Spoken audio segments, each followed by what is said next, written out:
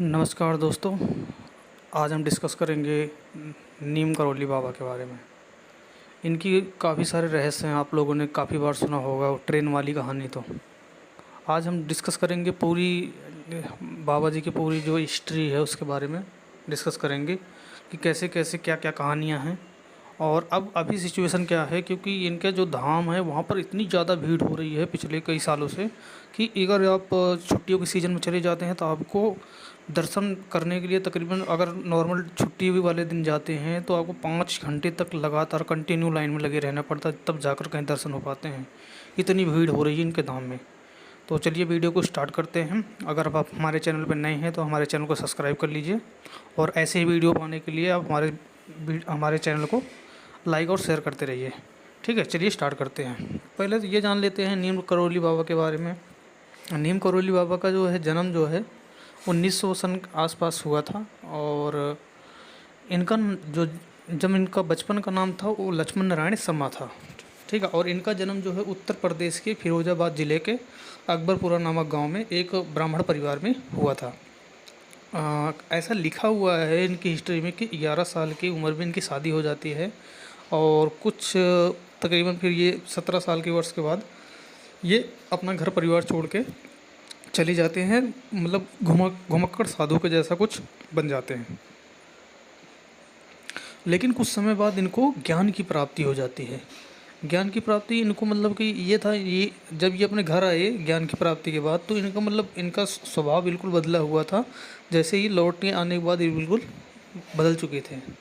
लेकिन घर परिवार की बात थी, इनके जो है घर परिवार की अगर इनके लगाया जाए तो इनके 2 बेटे और 1 बेटी हुई थी। ठीक है, महाराज अब गुरु महाराज जी के बारे में, इनके बारे में ये समझ लो कि इनके विदेशों में बहुत ज़्यादा अनुयायी हैं। विदेश इन ये ज़्यादा तो कई सारे देशों में यात्रा करी हुई है, और इन्होंने तकरीबन 108 हनुमान मंदिर बनवाए हैं। वैसे इन्हें हनुमान जी का सबसे बड़ा भक्त माना जाता है, और इन्हें हनुमान जी के रूप में हनुमान जी के भक्त के रूप में माना जाता है। और ये हनुमान जी के मतलब हनुमान जी का ही अगर वो पूजा करता है तो जैसे हनुमान जी जैसे ही इनकी भी पूजा की जाती है। अमेरिका की इन्होंने कई बार आध्यात्मिक यात्रा करी है। वहाँ से कई बार आपने देखा होगा काफ़ी जो बड़े बड़े बिजनेसमैन भी वो भी इनके आश्रम में आते हैं। ठीक है, और कैंची धाम जो है ये उत्तराखंड ज़िले के जो है नैनीताल डिस्ट्रिक्ट है। वहाँ पर एक काठगोदाम नाम का रेलवे स्टेशन है। और काठगोदाम रेलवे स्टेशन तकरीबन 40 किलोमीटर की दूरी पड़ती है। जो कैंची धाम बाबा नीम करौली धाम बना हुआ है, वहाँ से 40 किलोमीटर की दूरी पे आप आसानी से जा सकते हैं। कहीं से भी आप ट्रेन से जा सकते हैं, ट्रेन से आप इजीली आराम से पहुँच सकते हैं। आस पड़ोस में रहने के लिए बहुत ही कम खर्चे में आपको होटल मिल जाएगा रहने के लिए। घूमने की काफ़ी अच्छी अच्छी जगह हैं वहाँ आसपास में। तो चारों तरफ पहाड़ों से घिरा हुआ है पहली बात तो। और नैनीताल डिस्ट्रिक्ट में है, तो अगर आप कैंची धाम जा रहे हैं तो आप नैनीताल भी आसानी से सफ़र कर सकते हैं। लेकिन आप अगर नैनीताल अगर प्लान बना रहे हैं तब पहले आप बाबा के यहाँ जाइए, उसके बाद ही आप कहीं पे जाना चाहते हैं जाइए। ठीक है, तो ये था पूरा कि ये यहाँ पर कैसे आप जा सकते हैं, और पहली बात। और दूसरी बात ये, अब कैंची धाम जो है यहाँ पर 15 जून अभी तो निकल गया, बट ये है अभी 15 हर साल 15 जून को, अभी वही बता रहा हूँ इतनी भीड़ यहाँ पर क्यों हो रही है। 15 जून को यहाँ पर एक वार्षिक मेला मनाया जाता है। जो यहाँ पर एक वार्षिक मेला समारोह होता है, जो कि बहुत ज़्यादा यहाँ पर भीड़ होती है। इतनी ज़्यादा विशाल भीड़ होती है कि मतलब वहाँ पर आस पड़ोस मतलब काफ़ी ज़्यादा सिक्योरिटी लगानी पड़ती है, भीड़ बहुत ज़्यादा होती है। और ऐसा माना जाता है कि जो श्री भगवान हनुमान जी इनके जैसे ये अपना पूजा पाठ में मगन रहते थे, तो ये हनुमान जी को ही पूजा करते थे सिर्फ। और इनकी कई सारी अब वीडियो में देखोगे तो कई तरीके बैठने के जो इनके बैठने का स्वभाव है, ये डायरेक्ट सिर्फ हनुमान जी के ही जैसे ही सारी चीज़ इनका फॉलो करती है। ये आप गेट देख सकते हैं कि कैसे इनका गेट बनाया गया है। काफ़ी पुराना मंदिर है, बहुत ही आध्यात्मिक मंदिर है। ऐसा मंदिर आपको देखने को बहुत ही कम मिलता है जैसा कि यहाँ पर दिखाया जाता है। यहाँ पर माँ तारण तारणी का एक शक्तिपीठ धाम भी है। ठीक है, यहीं पे इसी मंदिर के आसपास, और यहाँ हनुमान जी का चमत्कारी मतलब जहाँ पर संत बाबा नीम करौली महाराज का मंदिर है, वहाँ पर एक हनुमान जी का भी काफ़ी चमत्कारी मंदिर बना हुआ है, जो आप वहाँ पर जाके दर्शन कर सकते हैं। अब इसके बाद हम बात करते हैं इस धाम की। जैसे कि आपको पता है काफ़ी सारे जो बड़े बड़े बिजनेसमैन हैं वो भी आए हैं। इनमें से अगर एक बात की जाए तो जो सबसे बड़े जो स्टीव जॉब्स हैं, 1900 सेंचुरी के आसपास, ये भी मतलब 1900 कुछ सन में आए हुए थे। और इनसे सीख लेकर मार्क जुगरबर्ग, जो कि फेसबुक के सीईओ रह चुके हैं, वो भी संत बाबा नीम करोली के दर्शन जब वो भारत आए थे तो उन्होंने किया था। इसके अलावा एक लेडीज़ हैं जिनका नाम है अभिनेत्री जूलिया रॉबर्ट। ये भी बाबा की मतलब काफ़ी बड़ी भक्त हैं और इनको मतलब इनकी एक तस्वीर ये हमेशा अपने पास रखती हैं। इस एक कारण ये भी माना जाता है, वो वैसे क्रिश्चियन थी लेकिन बाद में उन्होंने इन्हीं सब चीज़ों के कारण से उन्होंने अपना हिंदू धर्म अपना लिया था। इसके अलावा लैरी विलिंटियर हैं, गूगल के लैरी पेज हैं, ये भी कई सारे लोग हैं जो कि आकर यहाँ पे अपना दर्शन करके जा चुके हैं। और बाबा के पास जो भी दर्शन है, ऐसा माना जाता है कि जो इनके धाम में अगर उसके ऊपर कितनी बड़ी मुसीबत क्यों ना हो, जो इनका मंदिर है अगर वहाँ पर मंदिर में सबको रुकने भी नहीं दिया जाता, ये भी ध्यान रखना। इसके लिए परमिशन लेनी पड़ती है आपको। तो उस मंदिर में अगर आपको रुकने का परमिशन मिल जाती है, अगर आप एक रात वहाँ पर रुक जाते हो तो आपकी ज़्यादातर समस्याओं का समाधान हो जाता है, ऐसा मानना है। नीम करोली बाबा जो है भक्ति योग में आजीवन विशेषज्ञ थे। भक्ति योग कहीं आती थी, साधना ही करते थे, हमेशा साधना में लीन रहते थे। भगवान हनुमान जी के ये आप काफ़ी वीडियो में देख सकते हैं। जैसे हनुमान जी की ये प्रतिमा है, इसी तरीके से प्रतिमा में आप देखोगे कई सारी प्रतिमा में आपको दिख जाएंगे संत बाबा नीम करोली महाराज। और इनके काफ़ी सारे इतने सारे चमत्कार अब हो गए हैं कि आप उनको सुन के आपको ऐसा लगेगा कि कब आप जाओ वहाँ पर दर्शन करने के लिए। इसके अलावा आपको मैं एक ये जो आपको बताता हूँ, जो संत रामदास थे, जो आपने ट्रेन वाली कहानी सुनी होगी, ये कहानी संत रामदास जी ने अपने एक लिखा हुआ है, एक बुक है उनकी, उन्होंने उसमें लिखा हुआ, आत्मकथा में लिखा हुआ है कि वो लिखते हैं महाराज जी के रूप में नीम करोली बाबा, जिन्हें उस समय लक्ष्मण दास के नाम से जाना जाता था। ये 1958 में उन्होंने अपना घर छोड़ दिया था। और कहानी आगे बढ़ती है। संत रामदास जी बताते हैं कि बाबा लक्ष्मण दास बिना टिकट एक बार एक ट्रेन में चढ़ जाते हैं।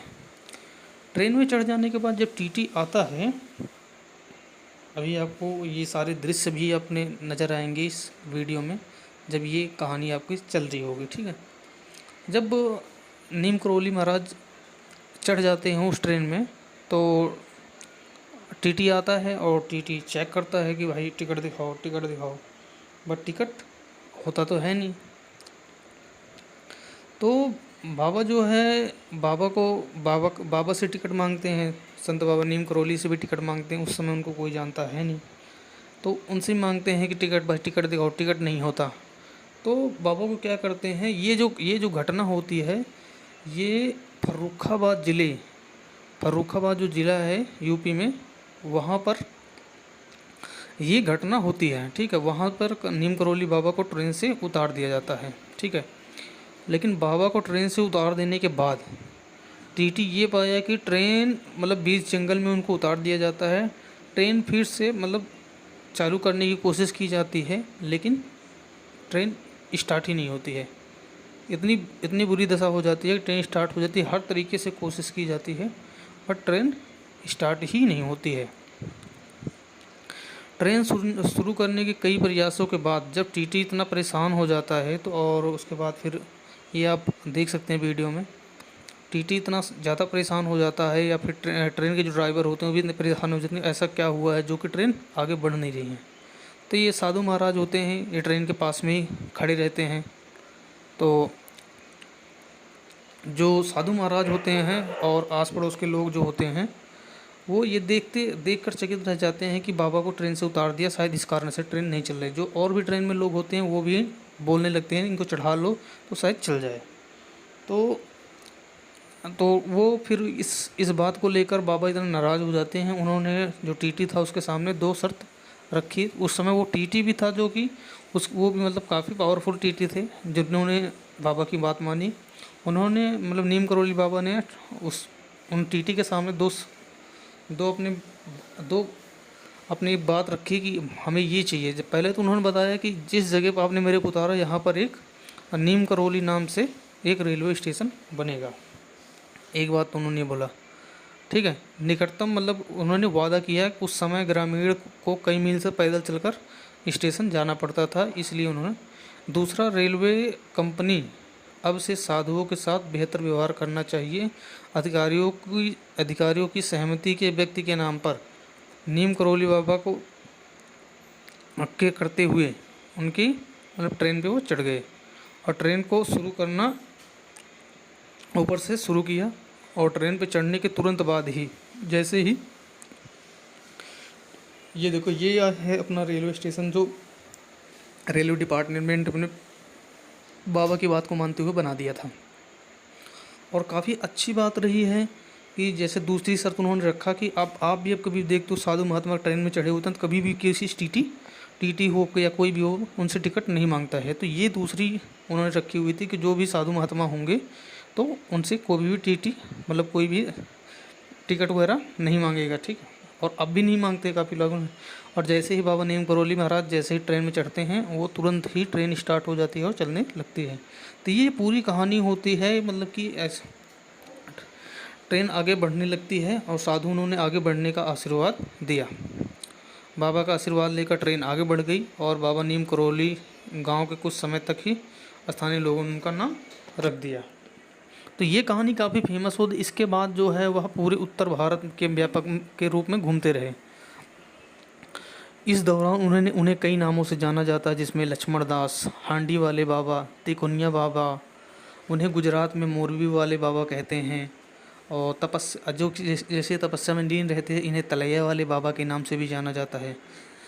वृंदावन में भी ये काफ़ी समय तक रहे हैं। वृंदावन में इनको चमत्कारी बाबा के नाम, इनका जो मंदिर है वहाँ पर चमत्कारी बाबा के नाम से इनको जाना जाता है।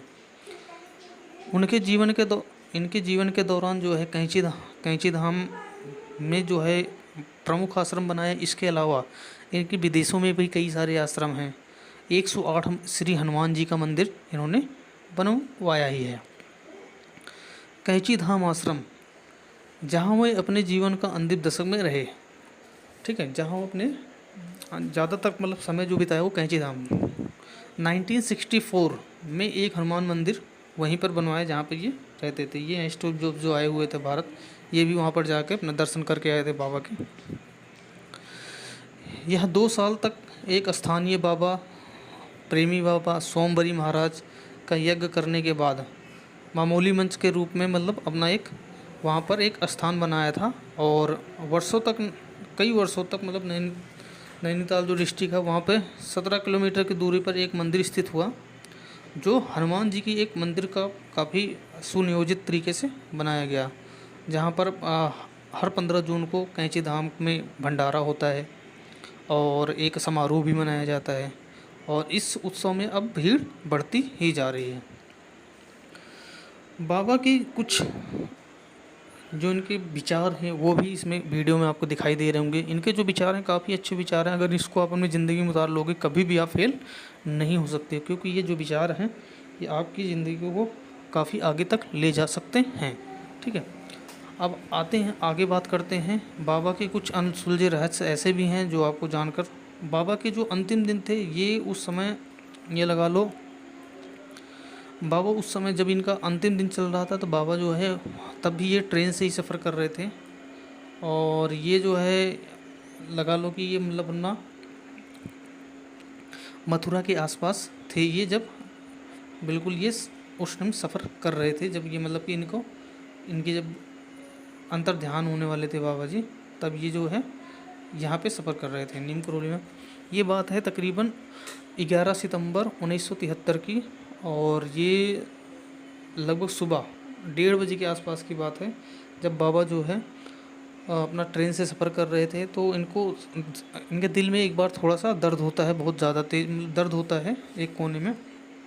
और उसके बाद इनको जो है क्या नाम है कि इनको ले जाया जाता है हॉस्पिटल में ले जाते हैं। तब भी वहाँ पर हॉस्पिटल में भी इनको देखते हैं, मतलब इनकी धड़कनें तो नॉर्मल है सब कुछ, लेकिन दर्द हो क्यों रहा है ये नहीं पता चल पा रहा था।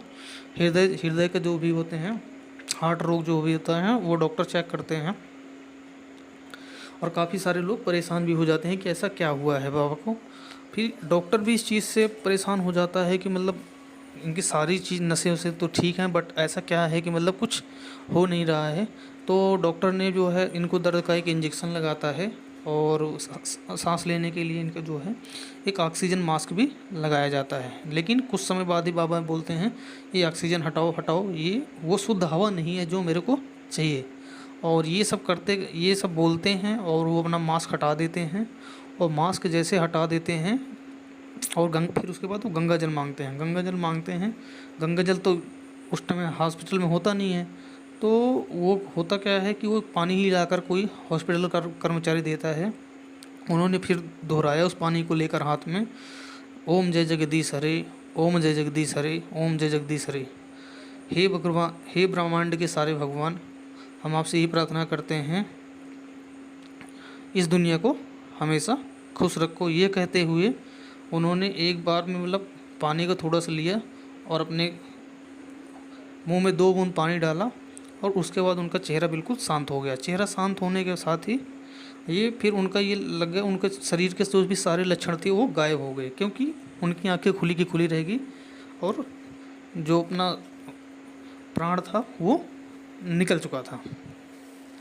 ये थी पूरी मतलब कहानी जो संत बाबा नीम करोली की थी। और काफ़ी इसके अलावा जो है जो अनसुलझी अन्य तत्व कहानियाँ हैं जो वर्षों से दिखाई दिया है या गायब रहा है, उनके बारे में अलग अलग तरीके की कहानी मिलती हैं। और अब तो हर समय कोई ना कोई आपको कहानी देखने को मिलती हैं। अब तो इनका अगर आप आश्रम में चले जाते हो तो भंडारा चलता रहता है, आप रहने का स्थान है काफ़ी सारा, आस पड़ोस में काफ़ी सारे होटल हो गए हैं, आप होटल में रह सकते हैं। और वहाँ पर हमेशा कीर्तन चलती रहती है, बाबा की कहानियाँ चलती रहती हैं। और बाबा अपनी ये कैंची धाम दिवस जिसकी मैं बात कर रहा था, क्योंकि ये अभी 15 जून को ही मनाया गया है। और बाबा की कुछ ऐसे है कि बाबा गोल मटोल टाइप के थे, और हमेशा मतलब ऐसे बैठे रहते थे, जैसे ये आप देख सकते हैं इस टाइप से बैठे रहते थे और आनंदमय तरीके से हमेशा बसे रहते थे। ये बाबा की कुछ, बाबा कहते थे अगर आसक्ति और अहंकार ईश्वर की प्राप्ति के लिए सबसे बड़ी बाधा है, आसक्ति और अहंकार ईश्वर प्राप्ति के लिए सबसे बड़ी बाधा है, ये बाबा जी ने कहा था। और ये सत्य बात है कि अगर आपके अंदर अहंकार होगा तो ईश्वर की प्राप्ति कभी नहीं हो पाएगी। तो वीडियो को लाइक करें और शेयर करें। जय हिंद, जय भारत।